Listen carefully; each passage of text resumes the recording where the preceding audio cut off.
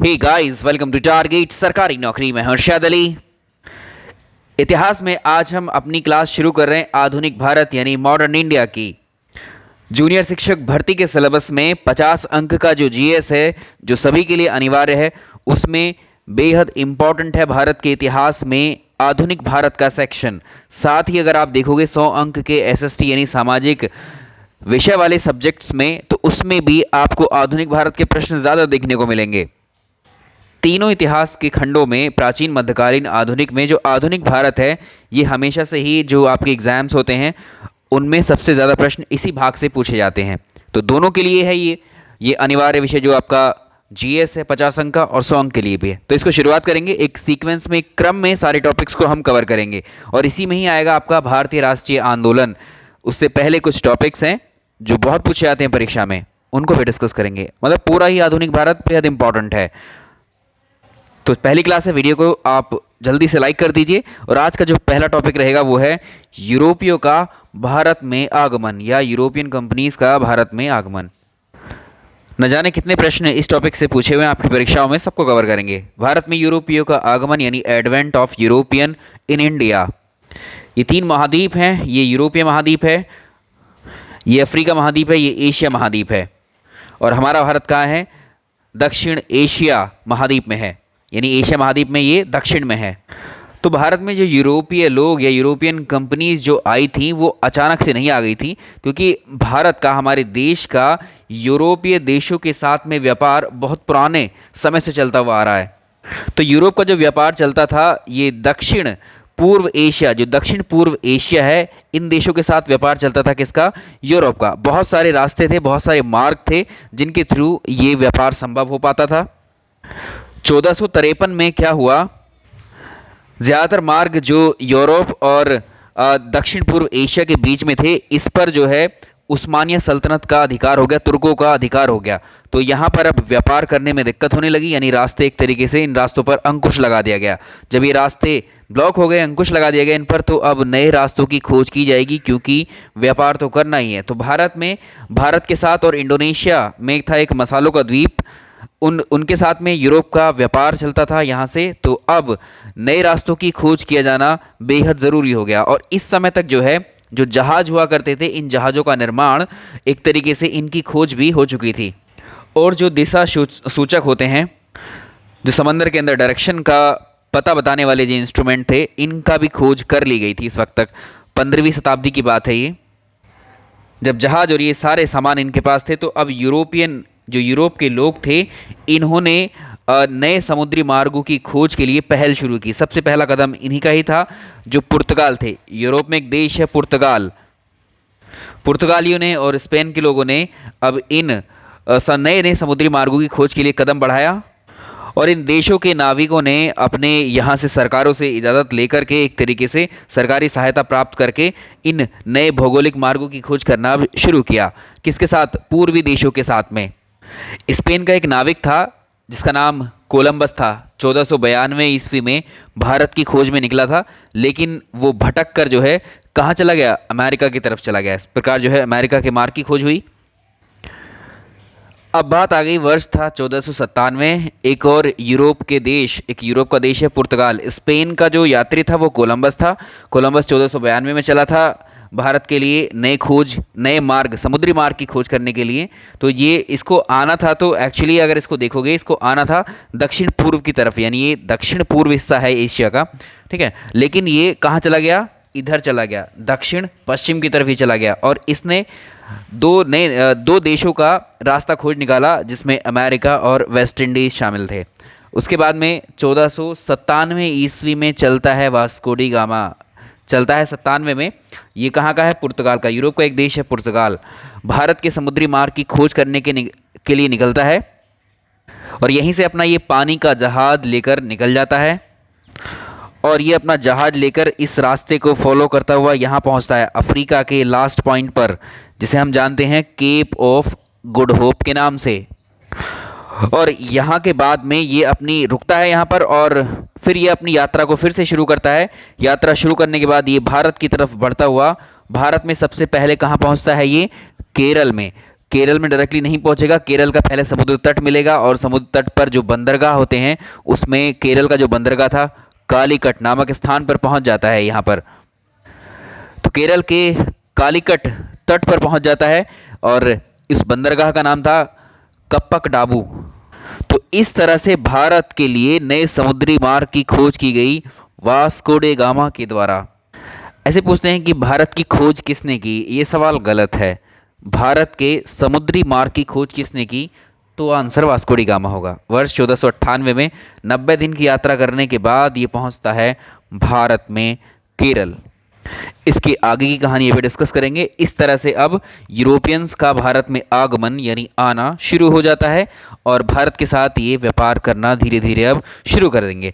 अब एक प्रश्न पूछता है आपसे इस सीक्वेंस में कि भारत में यूरोपियों का आगमन जब हुआ था तो इसमें सबसे पहले कौन आए थे, कौन सा देश आया था यूरोप का, या यूरोप के कौन से देश के लोग सबसे पहले आए। पहले होगा पुर्तगाली, पुर्तगालियों के बाद आते हैं डच, के बाद आते हैं अंग्रेज़, के बाद आते हैं डेनिश और लास्ट में आते हैं फ्रांसीसी। ये सीक्वेंस आपसे परीक्षा में पूछा जाएगा और इसको आपको याद रखना है। ये सीक्वेंस आपसे परीक्षाओं में एज इट इज़ पूछा जाता है। भारत में सबसे पहले आगमन हुआ, इनका क्रम जो सीक्वेंस है वो है पुर्तगालियों का, उसके बाद आए डच, उनके बाद आए अंग्रेज़, के बाद आए डेनिश, के बाद में आए फ्रांसीसी। तो ये ऊपर से नीचे का जो क्रम आपको दिख रहा है, सबसे पहले पुर्तगाली यानी ये यहाँ से स्टार्टिंग है। सबसे पहले पुर्तगाली आए और सबसे अंत में आए फ्रांसीसी। तो कितने क्वेश्चन हो गए यहाँ से, एक कोलंबस वाला क्वेश्चन, दूसरा वास्को डी गामा वाला क्वेश्चन और तीसरा ये क्वेश्चन। अब आते हैं इनके फैक्ट्स पर। तो सबसे पहले पढ़ते हैं पुर्तगाली यानी पोर्टुगीज़ को। पोर्टुगीज़ में पहला सवाल जो बनेगा, भारत में आने वाला सबसे पहला पुर्तगाली या सबसे पहला यूरोपियन जो भारत में आया वो कौन था। तो इसका आंसर होगा, देखिए, भारत में आने वाला सबसे पहला यूरोपियन या भारत में आने वाला सबसे पहला जो पुर्तगाली था वो वास्को डी गामा था। और ये कहाँ पर आया था, इससे अगला जो प्रश्न होगा, ये वर्ष 1498 ईस्वी में अपना जहाज, इसके जहाज का नाम को भी पूछता है। इसके जहाज का नाम था साओ गैब्रियल। इसको लेकर वो केरल के कालीकट नामक स्थान पर पहुंचता है जहां पर लोकल एक राजा था जमोरिन। ये जमोरिन इस वास्को डी गामा का स्वागत करता है। अगर आपसे वर्तमान में पूछे कि कालीकट को अभी प्रेजेंटली क्या बोला जाता है तो इसको बोलते हैं कोझिकोड। ये सवाल भी परीक्षा में आया, कोझिकोड कहते हैं किसको, कालीकट को। कालीकट में जब ये वास्को डी गामा पहुंचता है तो उस समय वहाँ पर जो है अरब के लोग भी व्यापार करते थे कालीकट में। तो पुर्तगाल से वास्को डी गामा जब अपना बेड़ा लेकर कालीकट पहुंचा तो इसकी जो है एक तरीके से आलोचना की गई और जमोरिन से ये मना भी किया गया कि इसको जो है यहाँ से वापस भेज दे। लेकिन जमोरिन ऐसा नहीं करता है, फिर भी उसका स्वागत करता है। और वास्को डी गामा को जो भारत में भेजा गया था, भारत में एक पुर्तगाली शासक हुआ करता था डॉन हेनरिक। ये वास्को डी गामा इसी का प्रतिनिधित्व था या प्रतिनिधि था। तो वास्को डी गामा जब 1498 में यहाँ आता है और वो पूरे एक साल तक यहाँ भारत में रहकर अगले वर्ष 1499 ईस्वी में गोवा बंदरगाह से जो वास्को डी गामा था ये वापस पुर्तगाल को लौटता है और यहाँ से अपने साथ में लेकर के जाता है ये काली मिर्च, जो ब्लैक पेपर थी भारत में, काली मिर्चों को अपने साथ लेकर के जाता है। और जब ये यूरोप में जाकर पुर्तगाली वापस पहुँचता है, वहाँ जाकर इन मिर्च को वहाँ बेचता है तो जितने की यहाँ से लेकर के गया था उसका 60 टाइम 60 गुना मुनाफा इसको होता है। तो ये सवाल भी पूछा हुआ है कि कितने गुना मुनाफा कमाया था वास्को डी गामा ने काली मिर्च बेच करके जो भारत से ले गया था, 60 टाइम्स 60 गुना मुनाफा। तो उसने सोचा कि 60 गुना मुनाफा इसको मिला है तो भारत की ओर फिर से ये आकर्षित होगा और ये फिर से दोबारा से भारत की तरफ आएगा। ये तो पुर्तगाल वापस लौट गया था वास्को डी गामा के बाद एक और व्यक्ति आता है पुर्तगाल से ही, दूसरा पुर्तगाली था जो 1500 ईस्वी में आता है। इसका नाम था पेड्रो अल्वरेज। तो और जैसे ही पुर्तगालियों का आगमन हुआ था भारत में, उसी साल जो स्थापना की गई थी 1498 ईस्वी में पोर्टुगीज़ ईस्ट इंडिया कंपनी की, पुर्तगाली ईस्ट इंडिया कंपनी की स्थापना कब हुई थी, 1498 ईस्वी में। वास्को डी गामा फिर से दूसरी बार 1502 ईस्वी में आता है भारत और 1503 ईस्वी में पुर्तगालियों ने अपनी सबसे पहली फैक्ट्री लगाई, कहाँ पर, कोचीन में स्थापित की। तो दूसरी फैक्ट्री कहाँ पर स्थापित की, 1505 ईस्वी में। ये 1505 में की थी, ये कन्नूर में की थी। मार्क कर लीजिए, पुर्तगालियों ने भारत में सबसे पहली फैक्ट्री अपनी कहाँ पर लगाई थी। ये सवाल आपसे कई बार पूछा हुआ है, ठीक है। पहला ज़रूर पूछा जाता है पहली फैक्ट्री के बारे में। वास्को डी गामा के बाद अब ऑफिशियली फ्रांसिस्को डी अल्मीडा नाम का व्यक्ति था भारत में पुर्तगालियों का पहला गवर्नर बनाकर भेजा गया इसको भारत में, जो कि 1505 से 1509 तक भारत में रहा। तो भारत आया अल्मीडा, तो अल्मीडा 1504 से 1509 तक गवर्नर रहा। 1505 में इसने जो एक तो अंजीडेवा, कन्नौर और किलवा, ये जो स्थान थे, इन किलों का निर्माण करवाया भारत ने। भारत में आकर इसने इन किलों का निर्माण करवाया था। और इसने जो अरब के लोग थे, इन अरब के लोगों पर अटैक करके उनके व्यापार पर भी अपना अधिकार कर लिया था अरब सागर में। तो अरबों पर आक्रमण किया था इसने, उनके सारे व्यापार को छीन करके अल्मीडा ने एक पॉलिसी बनाई, या इसे कह सकते हैं हम अल्मीडा की नीली जल नीति, ब्लू वाटर पॉलिसी। हिंद महासागर का जो व्यापार है, हिंद महासागर या अरब सागर का जो व्यापार है, इस व्यापार पर अपना अधिकार स्थापित करने के उद्देश्य से अल्मीडा ने शांत जल नीति, इसको कहा जाता है अल्मीडा की ब्लू वाटर पॉलिसी, इसको बोला जाता है। ये किसने अपनाई थी? फ्रांसिस्को डी अल्मीडा ने। और भारत में जो पुर्तगाली साम्राज्य हुआ, इसको नाम दिया जाता था एस्तांदो दी इंडिया। एस्तांदो दी इंडिया की संज्ञा दी जाती थी। और ये सवाल पूछा हुआ है आपसे परीक्षा में। इसके बाद 1509 ईस्वी में अल्फांसो डी अल्बुकर्क नाम का पुर्तगाली, ये जो है दूसरा गवर्नर बन कर के आता है भारत में पुर्तगालियों का दूसरा गवर्नर कौन हुआ? अल्बुकर्क हुआ। भारत में पुर्तगाली साम्राज्य का जो वास्तविक संस्थापक है वो कौन है? Albuquerque. He was considered as the actual founder of Portuguese empire in India.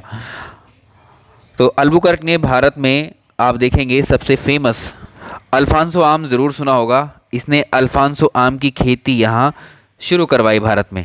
इसी के नाम पर एक आम की जो प्रजाति है, वैरायटी है, इसे अल्फांसो आम के नाम से हम जानते हैं।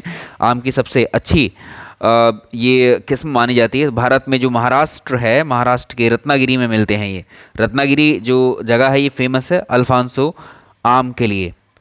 नेक्स्ट देखिए, जो 1510 में अल्बुकर्क ने बीजापुर के जो आदिल शाह सुल्तान पर अटैक किया और इससे गोवा को प्राप्त कर लिया।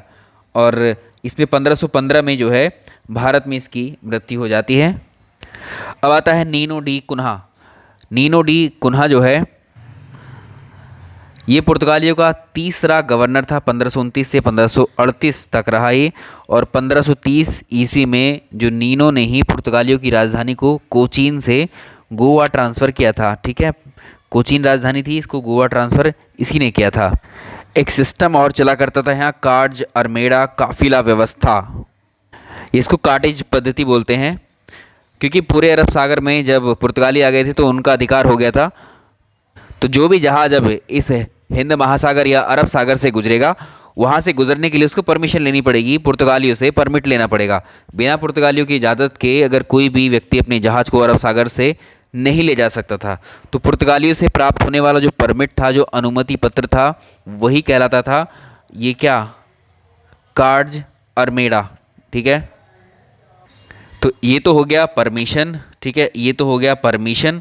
अब जो दूसरा शब्द है इसमें, यह है कफ़ाइल सिस्टम या काफिला व्यवस्था। इसमें क्या था? कोई भी व्यक्ति, जो जहाज़ होते थे, कोई भी व्यक्ति अरब सागर से अपना माल जो है आयात निर्यात जब करता था, तो अरब सागर से किसी भी व्यक्ति का जहाज़ का जो माल था वो वहाँ से जब गुजरता था तो जहाज़ों को सुरक्षा दी जाती थी। पुर्तगाली बेड़े उन सुरक्षा कर्मियों के रूप में साथ जाते थे। इसे हम बोलते थे काफिला व्यवस्था या कफ़ाइल सिस्टम। तो ये हो गया आपका। तो ये किसके द्वारा किया गया था सिस्टम? ये पुर्तगालियों के द्वारा था। ठीक है, ये किसके द्वारा था? पुर्तगालियों के द्वारा। अब बात करेंगे जो पुर्तगाली थे, contribution of Portuguese in India, Bharat में इनका क्या योगदान रहा।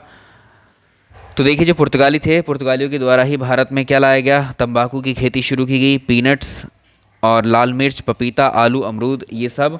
आलू की खेती भी इनके द्वारा शुरू की गई थी, पुर्तगालियों के द्वारा भारत में। ठीक है, साथ ही तंबाकू, ये सारे जितने भी आपको नज़र आ रहे हैं। भारत में जहाज़ निर्माण का कार्य भी इनके द्वारा, शिप बिल्डिंग भी पुर्तगालियों ने ही की। और पुर्तगालियों ने भारत में, भारत और जापान के बीच में जो ट्रेड था, इसको शुरू किया, आयात और निर्यात को इसके। और एक जो चर्च का कैथोलिक मॉडल था, भारत में जो चर्च का कैथोलिक मॉडल था, वो भी कौन लेकर आया? पुर्तगाली। भारत में प्रिंटिंग प्रेस की शुरुआत की गई पुर्तगालियों के द्वारा और भारत की सबसे पहली प्रिंटिंग प्रेस जो है गोवा में 1556 ईस्वी में लगाई गई। तो पुर्तगाली सबसे पहले भारत में आए लेकिन सबसे बाद में ये भारत से गए, ये प्रश्न पूछा हुआ है। इन पांचों में पुर्तगाली, डच, डेनिश, अंग्रेज और फ्रांसीसी, इनमें सबसे पहले पुर्तगाली भारत आए और सबसे बाद में फ्रांसीसी आए थे। लेकिन पुर्तगाली सबसे पहले आने के बाद में सबसे लास्ट में ये भारत से गए। 1961 में गोवा, दमन द्वीप और दमन द्वीप को जो है 1961 में, क्योंकि 1961 में गए थे गोवा, दमन द्वीप में ये लोग रह रहे थे पुर्तगाली, बाद में इनको यहाँ से खाली करवा लिया गया इनसे। तो सबसे इम्पोर्टेंट थे पुर्तगाली, प्रश्न भी वहाँ से ज़्यादातर पूछे जाते हैं। जो अगला सेक्शन है वो है डचों का। पुर्तगालियों के बाद भारत में डच आते हैं। तो पुर्तगालियों के बाद डचों का आगमन होता है। जो नीदरलैंड है, नीदरलैंड को ही आप जानते हैं हॉलैंड कहा जाता है, नीदरलैंड या हॉलैंड के लोगों को कहा जाता है डच। अब इसको याद रखेंगे, भारत में आने वाला सबसे पहला डच, भारत में सबसे पहले आने वाला डच जो था वो 1596 ईस्वी में आया था। ये था कार्नेलियस हाउटमैन। कार्नेलियस हाउटमैन सबसे पहला डच था जो भारत में आया था। इसके बाद में जो डच ईस्ट इंडिया कंपनी की स्थापना 1602 में की गई थी, जिसका नाम रखा गया था United East India Company of Netherland. सबसे इम्पोर्टेंट डचों का प्रश्न, डचों ने अपनी जो पहली फैक्ट्री थी वो मूसलीपट्टनम में स्थापित की थी 1605 ईस्वी में। सवाल पूछा हुआ है कई बार। तो यहाँ पर देखिए डच जो थे वो मुख्यतः हमने बात की थी अभी, डच जो है मसालों के लिए और काली मिर्च के लिए इंडोनेशिया से व्यापार करते थे। और यहीं पर जैसे हम बात कर रहे थे कि जो यूरोपियन लोग थे वो दक्षिण पूर्व एशिया के देशों के साथ व्यापार करते थे और उसमें मसाले ज़्यादा फेमस थे। तो 1605 ईस्वी में क्या किया डचों ने, पुर्तगालियों पर अटैक करके इंडोनेशिया पर अधिकार किया और उस पर इंडोनेशिया को जो है उस वक्त मसाला द्वीप या मसाला आइलैंड कहा जाता था। डचों ने ही भारत में स्वर्ण सिक्के, गोल्ड कॉइन्स चलाए थे और इन गोल्ड कॉइन्स को कहा जाता था पैगोडा कॉइन्स। ये सवाल आएगा पैगोडा कॉइन्स किसने चलाए थे? डचों ने चलाए थे भारत में। ठीक है, ये प्रश्न पूछा हुआ है आपसे। तो भारत में सबसे पहले स्वर्ण सिक्के, गोल्डन कॉइन्स चलाए गए थे किसके द्वारा? इंडो ग्रीक्स के द्वारा, हिंद यूनानियों के द्वारा। और भारत में शुद्ध सोने के सिक्के चलाने वाले कौन थे? भारत में प्रथम यूरोपियन जिसने सोने के सिक्के चलवाए वो कौन थे? डच थे। और भारत में शुद्ध सोने के सिक्के, प्योर गोल्ड कॉइन चलवाए थे कुषाणों के समय में। डचों ने व्यापार, यहाँ दो तरह की इंडस्ट्री या दो तरह के व्यापार किए, ट्रेड। एक तो सूती वस्त्र उद्योग था और नील उद्योग था, कॉटन टेक्सटाइल इंडस्ट्री और इंडिगो इंडस्ट्री। डचों ने बंगाल के अंदर भी अपनी एक फैक्ट्री लगाई थी। बंगाल के अंदर डचों की जो पहली फैक्ट्री थी, ठीक है, वो कहाँ पर थी? वो पीपली बंगाल के पीपली में लगाई थी। ठीक है, बंगाल की फर्स्ट फैक्ट्री बंगाल में। और इसके बाद में आप जानते हैं 1759 ईस्वी में क्या हुआ? अंग्रेज़ और जो डच थे, अंग्रेज़ और डचों के बीच में एक युद्ध हुआ जिसको हम जानते हैं बैटल ऑफ बेदरा के युद्ध के नाम से। और इसको याद रखेंगे, ये हमने ऐसे लिखा है और जिस पर डाउन एरो मिलेगा आपको समझिए वो हार गया। जब बेदरा का युद्ध हुआ तो उस समय अंग्रेज़ों का जो बंगाल में गवर्नर हुआ करता था वो रॉबर्ट क्लाइव था। इस युद्ध में अंग्रेज़ों की तरफ से रॉबर्ट क्लाइव लड़ा था और इस युद्ध में अंग्रेज़ों ने डचों को पराजित करके पूरे व्यापार पर अधिकार कर लिया था।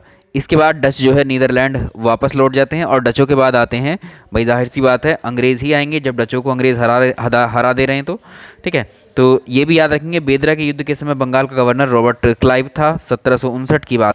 इनमें और इम्पॉर्टेंट है अंग्रेज़ यानी ब्रिटिशर्स, सारे के सारे यूरोपियन समुद्री मार्ग से भारत आए हैं। और वर्ष अगर हम देखें 1599 में मर्चेंट एडवेंचर्स, ये व्यापारियों का एक ग्रुप था।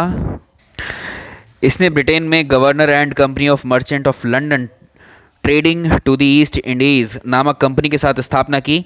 बाद में इसी को जाना गया ईस्ट इंडिया कंपनी के नाम से, याद रखिएगा। तो ईस्ट इंडिया कंपनी की स्थापना पर सवाल पूछा जाता है आपसे।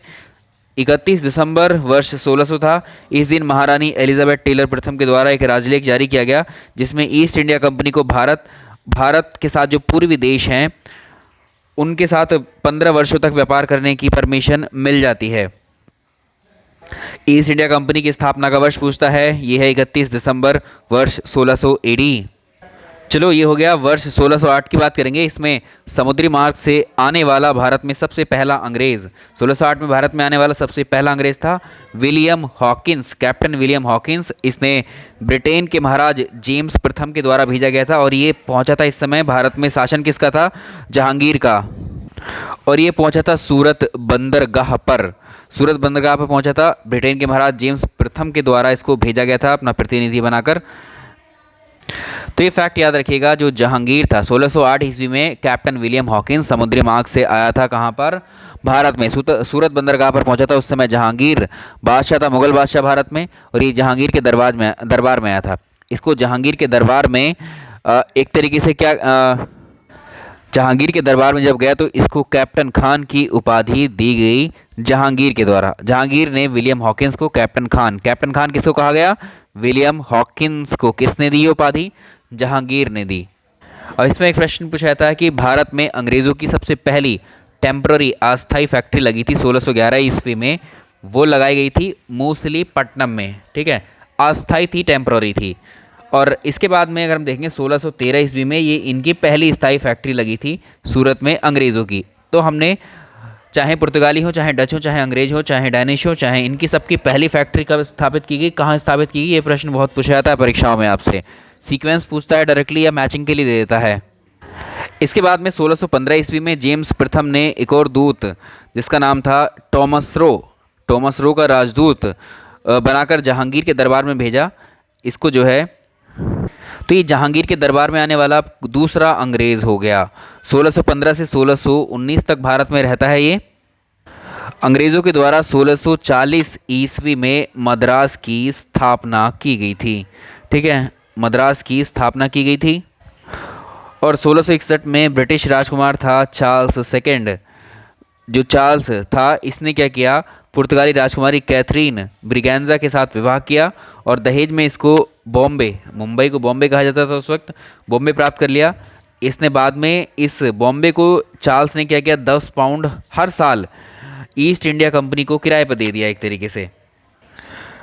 और कलकत्ता को अंग्रेज़ों ने 1774 से 1911 तक राजधानी बनाया और भारत की राजधानी कलकत्ता से दिल्ली ट्रांसफ़र की गई वर्ष 1911 में।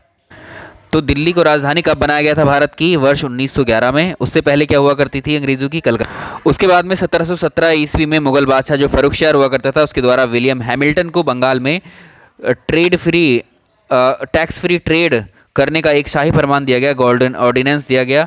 ये सवाल भी पूछा जाता है, किसने दिया था, फर्रुखशाह ने दिया था अंग्रेज़ों को। किसको, विलियम हैमिल्टन को। और अब यहाँ से 4 संस्थापक आपसे पूछे जाते हैं। जैसे हमने किसका देखा, बम्बई का संस्थापक कौन था, गेराल्ड आनिंग्यार, और कलकत्ता का था जॉब चार्नोक, और मद्रास का संस्थापक था फ्रांसिस डे। ये तीनों आपसे परीक्षा में पूछे जाते हैं मैचिंग में। इसके बाद में आए थे डैनिश लोग, ये डेनमार्क के लोगों को कहा जाता है डैनिश। 1616 में भारत में आए थे और 1616 ईस्वी में ही स्थापना हुई थी डैनिश ईस्ट इंडिया कंपनी की। 1620 में डैन लोगों ने अपनी पहली फैक्ट्री लगाई थी त्रैंकोबार यानी केरल में, और दूसरी 1674 में सेरामपुर बंगाल में स्थापित की थी। डैन के भारत में जो व्यापार चलते थे, एक तो चाय का व्यापार था इनका और एक चाइना के साथ में ट्रेड करते थे। और 1745 में डैन लोग अपना सारा का सारा जो व्यापार था, जो ट्रेड था, वो ईस्ट इंडिया कंपनी को बेच करके वापस चले जाते हैं। इसके बाद लास्ट में आते हैं सबसे फ्रांसीसी या फ्रेंच लोग। सबसे पहले 1664 ईस्वी में भारत आने वाला प्रथम फ्रांसीसी था कॉलबर्ट। इसको फ्रांस के महाराजा लुई 14 के द्वारा भारत भेजा गया था, यह इसका प्रतिनिधि था। ये सवाल कई बार पूछा हुआ है परीक्षा में। फ्रेंच ईस्ट इंडिया कंपनी की स्थापना 1664 में की गई और फ्रेंच ने अपनी पहली फैक्ट्री सूरत में लगाई और 1668 में लगाई थी ये फैक्ट्री। अब 1673 में जो फ्रैंको मार्टिन था, इसने शेर खान लोदी पर अटैक करके पौंडीचेरी पर अधिकार किया और एक युद्ध हुआ था वांडीवाश का युद्ध 1760 ईस्वी में अंग्रेज़ों और फ्रांसीसी के बीच में हुआ था, जिसमें फ्रांसीसी हार गए थे और इस तरह से फ्रांसीसियों की शक्ति समाप्त हो गई थी। अब इसके बाद जो टॉपिक हमारा शुरू होता है, जब इन सब में, इन 5 शक्तियों में या अंग्रेज़ों के अलावा जो 4 लोग हैं, इन सबको हराकर या इन सबको ख़त्म करके यहाँ से एक तरीके से इनके व्यापार को, अपना प्रभुत्व स्थापित किसका हुआ था, अंग्रेज़ों का। तो भारत में अंग्रेजी साम्राज्य की या अंग्रेजी राज्य की स्थापना कैसे होती है, ये हमारा अगला टॉपिक होगा। लेक्चर पसंद आए तो लाइक ज़रूर कीजिएगा। चलिए इस सीरीज़ को भी कंटिन्यू करेंगे या नहीं, ये आप ज़रा कमेंट में बता दीजिए, क्योंकि आधुनिक भारत के इतिहास को हमें पूरा पढ़ना ज़रूरी है। प्रश्न यहाँ से पूछे जाएंगे। Thank you so much.